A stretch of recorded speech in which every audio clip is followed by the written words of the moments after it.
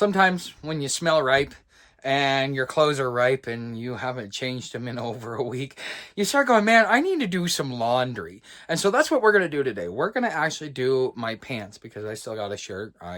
But we're going to do some of my bigger items. I got a pair of jeans. I got a couple pair of slacks. We're going to go ahead and wash those so that you guys can kind of get an idea of how I do my washing and just, the process. Maybe you might learn something. Maybe it might reinforce the habits that you already have.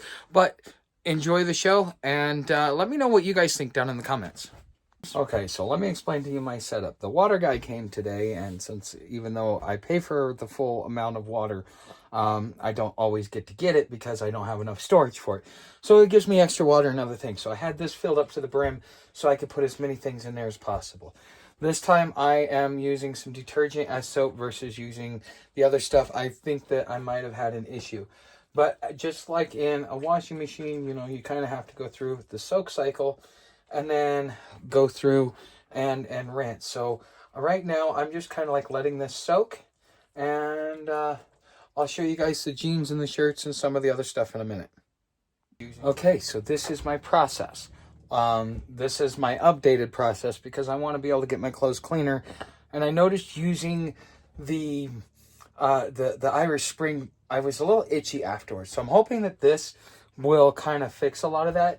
But I'm also not using a lot of detergent. Watch. So I'll actually do it so you guys can kind of see. I'm just kind of like that. Just enough to sit there and kind of sponge it out. Because here's what you're doing when you're sponging it. You're pushing it through the different pores and stuff like that. And so, oh crap.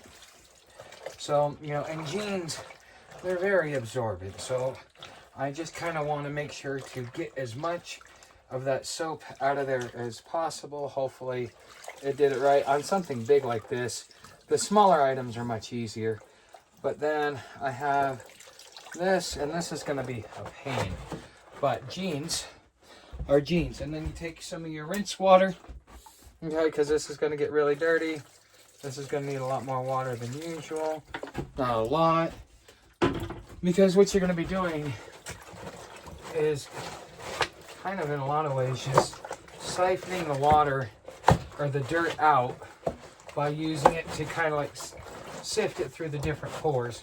But because this is denim, it's a little bit harder material, a little bit harder to do that, even though it's kind of, it's good in that ring. Okay. So I've got it. Now this is going to have to be wrung out outside. Well, let's see if I can do it in here. Yeah. I'm going to have to wring this out outside. So this is just going to go over here on the chair. My floor is going to get a little bit wet as well. Okay. As you see how dirty the water is. Okay, so if I start washing my clothes regularly, eventually all that dirt will come out and it won't be as dirty.